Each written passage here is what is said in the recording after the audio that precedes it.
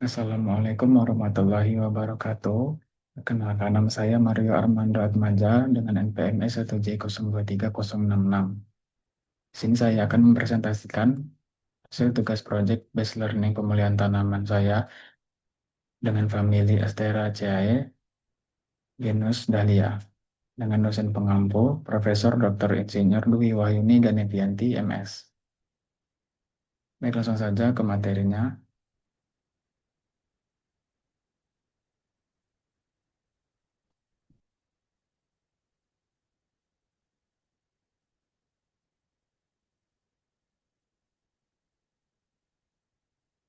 Yang pertama itu ada tujuan pemulihan bunga dahlia. Petani saat ini dapat mengurangi penggunaan pestisida kimia yang dapat merusak lingkungan dan membahayakan kesehatan manusia. Selain itu, ketahanan yang lebih tinggi juga dapat meningkatkan hasil produksi dan kualitas tanaman, sehingga dapat meningkatkan keuntungan petani. Dengan pemulihan tanaman ini diharapkan dapat meningkatkan keseimbangan ekosistem dan mengurangi dampak negatif terhadap lingkungan. Nah, kemudian di sini ada alur kerja dalam pemulihan tanaman, bisa dilihat. Kemudian berikutnya ada rangkuman alur pemulihan tanaman. Pemulihan tanaman melibatkan seleksi dan kombinasi sifat-sifat unggul untuk menghasilkan varietas baru. Proses ini dimulai dengan keragaman genetik dan diikuti oleh koleksi tanaman unggul dan evaluasi mereka sebagai plasma nutfah. Hibridisasi, interspesifik, dan intraspesifik digunakan untuk menggabungkan sifat-sifat unggul dari berbagai spesies atau varietas. Mutasi dan poliploidisasi, rekayasa genetika, juga berperan dan menghasilkan sifat-sifat baru. Setelah seleksi dan evaluasi, varietas baru didaftarkan dan diperkenalkan ke pasar. Nah, kemudian di sini apa itu plasma nutfah? Plasma nutfah adalah substansi yang mengandung materi genetik suatu makhluk hidup dan dapat diwariskan ke generasi berikutnya. Plasma nutfah juga harus dilestarikan untuk kebutuhan masa depan dan harus diintegrasikan dengan program pemeliharaan tanaman. Oleh karena itu, pemulihan, peneliti, dan penggunaan sumber daya genetik harus terlibat dalam melestarikan dan mengumpulkan plasma nutfah yang ada, misalnya dengan mengidentifikasi berbagai genotip pada berbagai jenis tanaman. Dan di sini ada asal-usul tanaman bunga dahlia. Yang pertama itu ada Center of Origin. Bunga dahlia adalah bunga nasional Meksiko dan Guatemala. Kemudian benih itu diambil dari ke Eropa pada tahun 1872.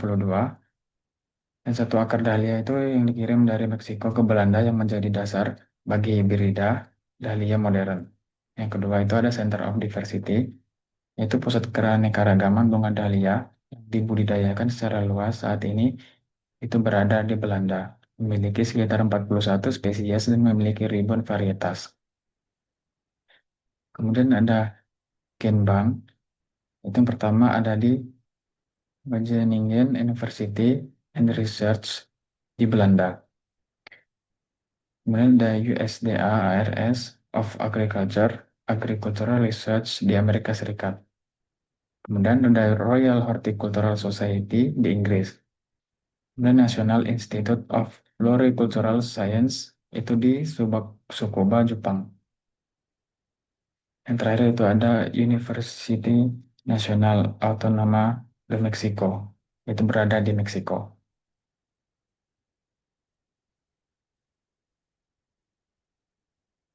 Nah, di sini ada Plasmanus dahlia. Bisa dilihat itu yang pertama ada kerabat liar. Dahlia pinnata memiliki karakteristik yang dapat menghasilkan inulin yang berada di dalam akar atau umbi bunga dahlia.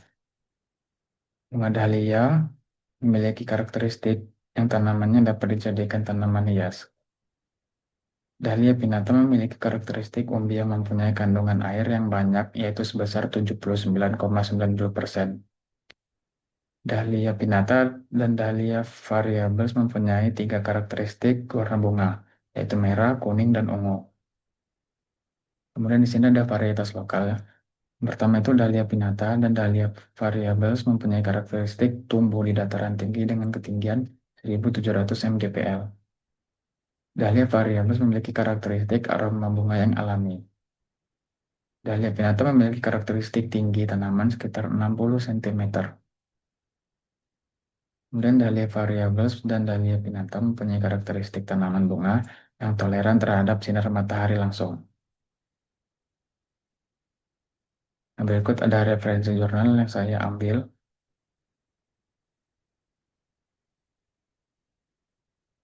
Lanjut di sini ada jumlah kromosom pada bunga dahlia.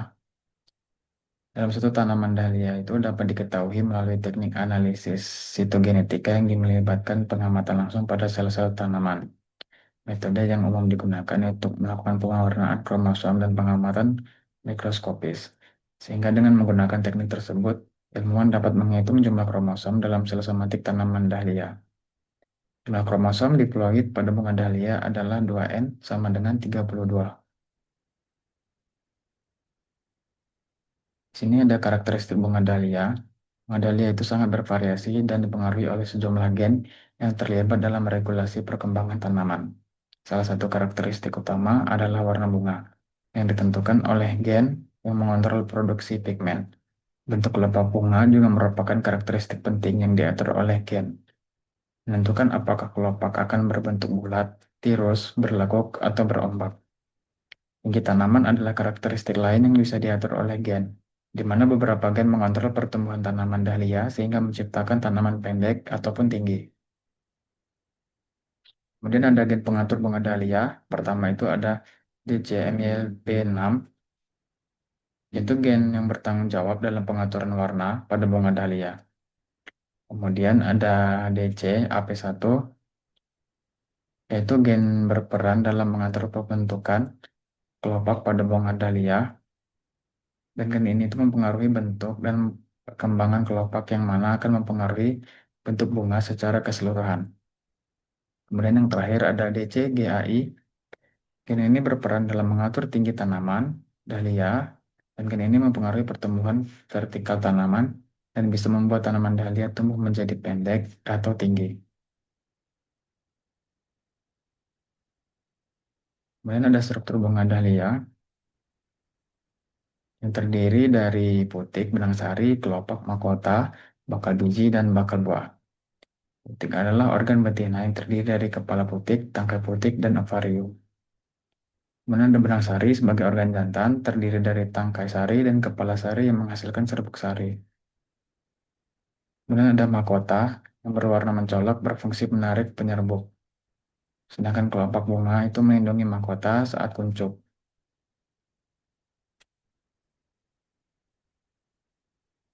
Kemudian struktur ini mendukung fungsi estetika dan reproduksi bunga dahlia. Dan ada sistem penyerbukan bunga dahlia. Pada bunga dahlia yang melakukan penyerbukan dengan cara alami, di mana serbuk sari akan hinggap ke putik hingga terjadi pembuahan. Penyerbukan ini dapat dibantu oleh lebah yang memindahkan serbuk sari ke kepala putik. Selain itu, penyerbukan alami, manusia juga dapat membantu melakukan penyerbukan pada bunga dahlia. Manusia dapat membantu penyerbukan, terutama pada bunga yang sulit melakukan penyerbukan sendiri. Kemudian ada strategi persilangan bunga dahlia. Strategi persilangan bunga dahlia melibatkan beberapa pendekatan untuk menghasilkan varietas baru dengan karakteristik unggul.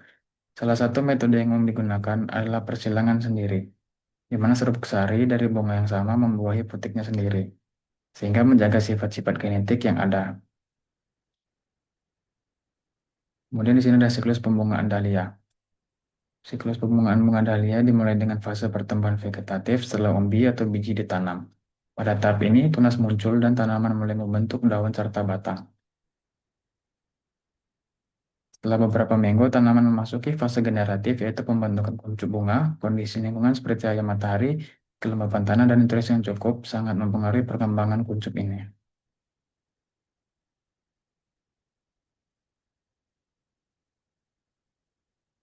Mungkin sekian dari saya, hasil presentasi pemeliharaan tanaman. Saya akhiri. Wassalamualaikum warahmatullahi wabarakatuh.